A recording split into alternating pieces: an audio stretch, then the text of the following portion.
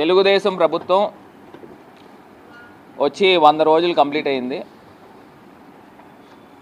ఈ 100 రోజుల కార్యక్రమాల్లో వీళ్ళు ఇది మన మంచి ప్రభుత్వం అని ప్రతి ఇంటింటికి వెళ్ళి స్టిక్కర్లు అంటిస్తూ ఉన్నారు. అసలు మీరు 100 రోజుల్లో ఏం చేశారని, ఏం మంచి చేశారని మీరు స్టిక్కర్లు అంటిస్తున్నారో ఎవరికి అర్థం కావట్లా. ఒక పక్కనేమో వాలంటీర్లకి జీతాలు ఇరా, వాళ్ళతో తీసుకెళ్ళి ప్రతి ఇంటింటికి మంచి ప్రభుత్వం అని స్టిక్కర్లు అంటిస్తున్నారు. మీరు సూపర్ 6 హామీలు అని చెప్పే కదా, మోసపు హామీలు చెప్పారనే కదా ప్రజలు మిమ్మల్ని ఆశీర్వదించి కూర్చోబెట్టారు. మరి ఏ సూపర్ 6 హామీలు ఏ ఒక్కటైనా మీరు కనీసం ప్రారంభించారా? అది ఏది కూడా చేయకపోగా మరి మీరు అడుగుపెట్టారు. రాష్ట్రంలో ఎన్ని అనర్థాలకి దారి తీస్తూ ఉందో ఒక్కసారి రాష్ట్ర ప్రజల్ని ఆలోచన చేయమని కోరుతా ఉన్నా. అటు విజయవాడ వరదల దగ్గర నుంచి చూసుకోండి, ఎన్ని అనర్థాలు జరుగుతున్నాయి. ఇప్పుడు తిరుపతి దేవస్థానం కలియుగ వైకుంఠుడు శ్రీ వెంకటేశ్వర స్వామికి సంబంధించి తిరుపతి లడ్డు కొన్ని వందల సంవత్సరాల ప్రాముఖ్యత, విశిష్టత ఉన్న తిరుపతి లడ్డు గురించి ఎంత, అసలు నేను దీన్ని ఎలిగేషన్ అని కూడా అనడానికి లేదు, ఎంత విషం చిమ్మారు. కనీసము ఒక మనిషిగా అయినా ఆలోచన చేయాలి కదా. అందులో మీరు తీసుకొచ్చి యానిమల్ ఫ్యాట్ కలిసింది అని చెప్పేసి ఒక పెద్ద ఆరోపణ చేశారు. నేను చంద్రబాబు నాయుడు గారిని సూటిగా ప్రశ్నిస్తూ ఉన్నాం. మీరు ఎలాగ సూపర్ 6 హామీలు నెరవేర్చలేదు, నేను అడిగే సూపర్ 6 ప్రశ్నలకి మీ దగ్గర సమాధానాలు ఉన్నాయా అని నేను ఇవాళ ప్రశ్నిస్తూ ఉన్నా. తిరుపతి లడ్డు గురించే నేను సూపర్ 6 ప్రశ్నలు అడుగుతున్నా. మీ దగ్గరే కనుక ఆన్సర్లు ఉంటే దీనికి సమాధానం చెప్పాల్సిందిగా కోరుతా ఉన్నా. సూపర్ 1, టీటీడీ ఈఓ శ్యామలరావు గారు ఫస్ట్ స్టేట్మెంట్ ఇచ్చారు. ఏమని చెప్పారు? తిరుపతి లడ్డూలో అడల్టరేషన్ జరిగింది, అందులో వెజిటబుల్ ఆయిల్ కలిసిందని జూలై మంత్లో ఆయన ఫస్ట్ స్టేట్మెంట్ ఇచ్చారు. దాని తర్వాత సెకండ్ స్టేట్మెంట్ చంద్రబాబు నాయుడు గారు సెప్టెంబర్ నెలలో సెప్టెంబర్ 19న తర్వాత ఇచ్చిన తర్వాత మళ్ళీ ఇదే టీటీడీ శ్యామలరావు గారు, ఈఓ శ్యామలరావు గారు ఏమని చెప్పారు? అందులో జంతువుల కొవ్వు కలిసింది అని చెప్పి ఆయన సెకండ్ స్టేట్మెంట్ ఇచ్చారు. అంటే నేను ఒకటి అడుగుతా ఉన్నా, మీ దగ్గర NDDB reports, national dairy development బోర్డుకి సంబంధించి ఎన్ని రిపోర్ట్స్ వచ్చినాయి? 1 వచ్చిందా, 2 వచ్చినాయా, లేదా 10 వచ్చినాయా? ఏదైతే అడల్టరేషన్ జరిగిందనేది మీరు ఫస్ట్ చెప్పిన స్టేట్మెంట్ నిజమా, సెకండ్ ఇచ్చిన స్టేట్మెంట్ నిజమా?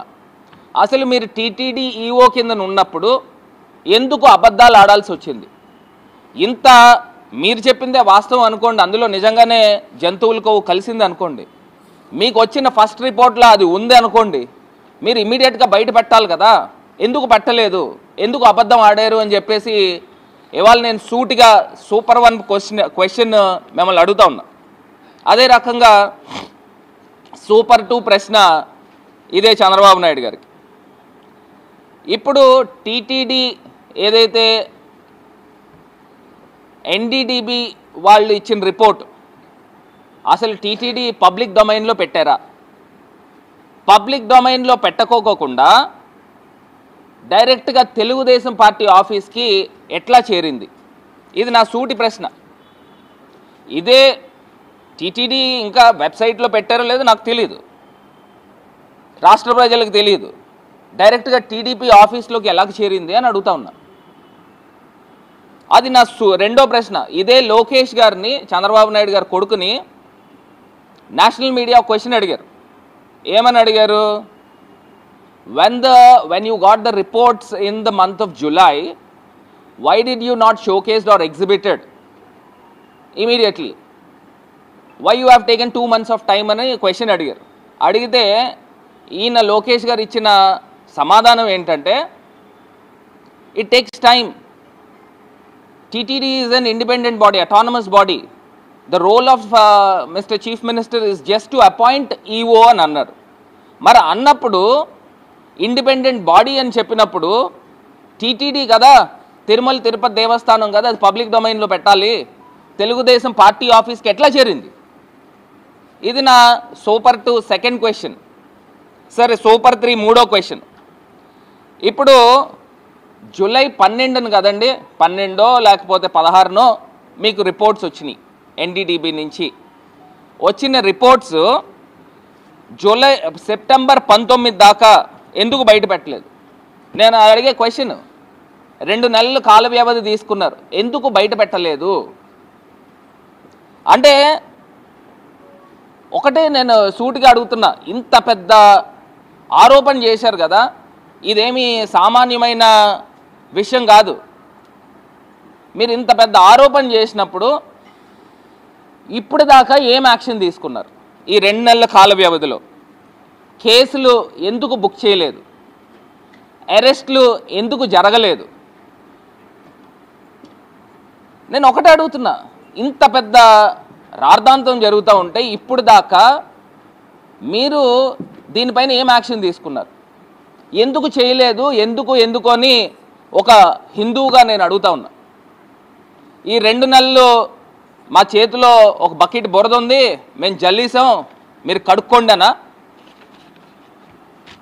అసలు మీరు గవర్నమెంట్లో ఉన్న తర్వాత ఇంత పెద్ద ఆరోపణ మీరు వేసిన తర్వాత దీనిపైన మీరు ఎందుకు యాక్షన్ తీసుకోలేదు? నాకు ఒకటి తెలియక అడుగుతానండి.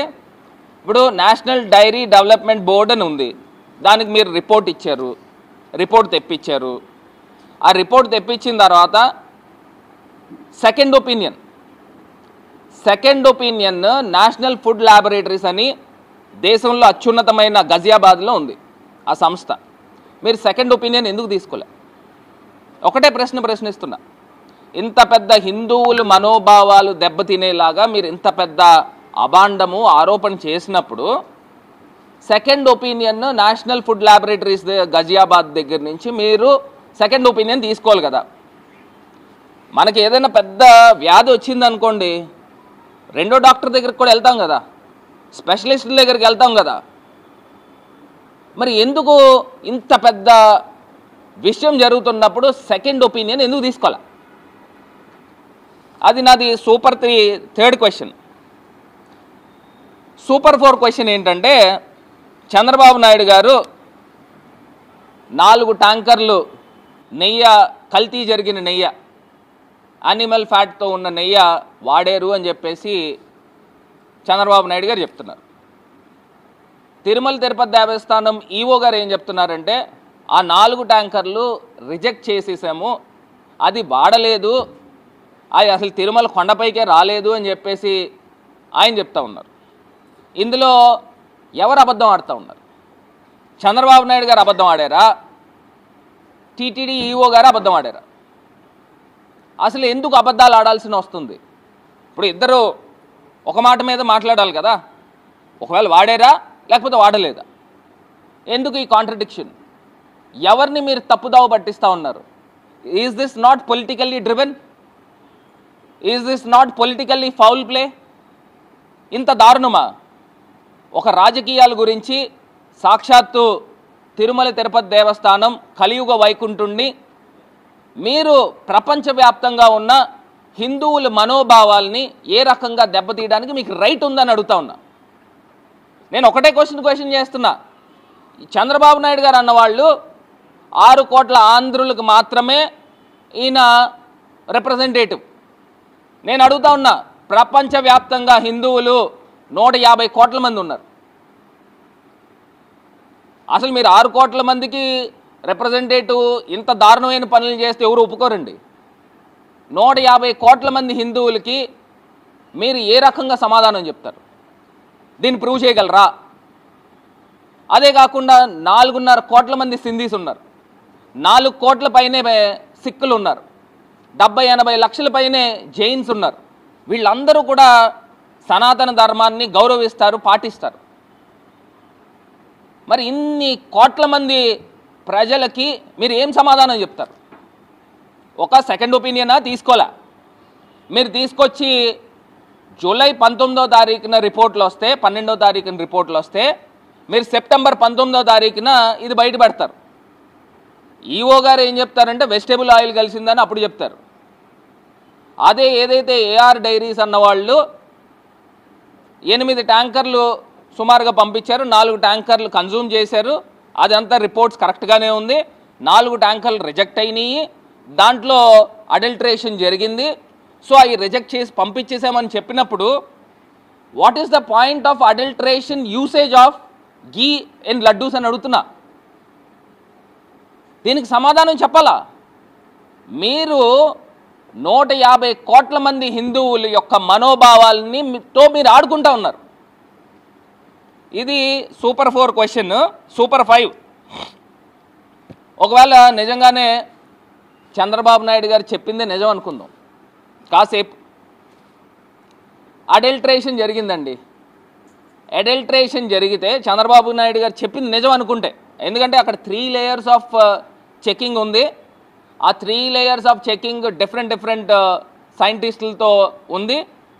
అది నాట్ ఓన్లీ గీ, మీరు వాడే జీడిపప్పు కానీ, బాదం పప్పు కానీ, యాలకులు కానీ, పంచదార కానీ, ప్రతి దానికి అక్కడ సూపర్ సోఫిస్టికేటెడ్గా అక్కడ అంతా కూడా చెకింగ్ అనేది ప్రాపర్గా జరుగుతుంది. ఇది వైఎస్ఆర్ గవర్నమెంట్ వచ్చిన తర్వాత కాదు, గడిచిన 10, 20, 30, 40 సంవత్సరాల నుంచి కూడా ఇది జరుగుతూ ఉంది.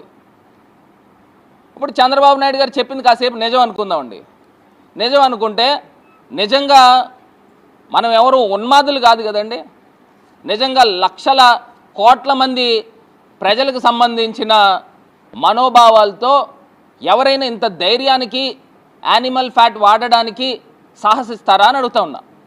ఒకవేళ నిజంగానే అడల్ట్రేషన్ జరిగితే, చంద్రబాబు నాయుడు గారు చెప్పింది నిజమైతే, అందులో ఏదన్నా పామాయిల్ కలుపుతారు, లేకపోతే డాల్డా కలుపుతారు. అసలు యానిమల్ ఫ్యాట్ కలిపితే దాని దుర్వాసన ఎలా వస్తుందండి? ఆ మాత్రం జ్ఞానం లేదా? దుర్వాసన ఎలా వస్తుంది? ఎన్ని సుగంధ పరిమళాలు దాంట్లో కలిపినా కానీ అది వాసన వస్తుంది. ఇప్పుడు కొన్ని వందల మంది శ్రీ వైష్ణవులు అనాదిగా కొన్ని సంవత్సరాల నుంచి, ఒక 30, 40, 50 సంవత్సరాల నుంచి వాళ్ళు లడ్డూలు తయారు చేస్తూ ఉంటారు. వాళ్ళకి తెలియదండి వాళ్ళు శ్రీ వైష్ణవులు ఎంత నిష్టగా మడితో ఉంటారు. కొన్ని సంవత్సరాల నుంచి, వందల సంవత్సరాల నుంచి లడ్డూలు తయారీ జరుగుతూ ఉంటే, ఒకవేళ నిజంగానే చంద్రబాబు నాయుడు గారు చెప్పింది నిజమైతే, యానిమల్ ఫ్యాట్తో అడల్ట్రేషన్ జరిగితే వాళ్ళకి తెలియదండి శ్రీ వైష్ణవులకి? ఎంత దారుణంగా అబండాలు వేశారండి. అసలు మీ ఏజ్కి మీకు అది తగదు. అసలు మీరు హిందూ సాంప్రదాయాన్ని, హిందూ మతాన్ని మీరు ఏ పార్టీ గౌరవం ఇస్తారో నేను చూపిస్తాను. ఇదే చంద్రబాబు నాయుడు గారు పూజలు చేసేటప్పుడు బూట్లు వేసుకుని పూజలు చేస్తారు. ఇదిగోండి బూట్లు వేసుకుని శంకుస్థాపన చేస్తున్నాడు దేవుడికి, సాక్షాత్తు పరమశివుడికి మనం పూజలు చేస్తాం. శంకుస్థాపన జరిగినప్పుడు విఘ్నేశ్వరుడి పూజలు చేస్తాం. మరి బూట్లు వేసుకుని చేయట్లేదా? మరి మీకు ఏ పార్టీ గౌరవం ఉందండి? ఏ పార్టీ గౌరవం ఉంది?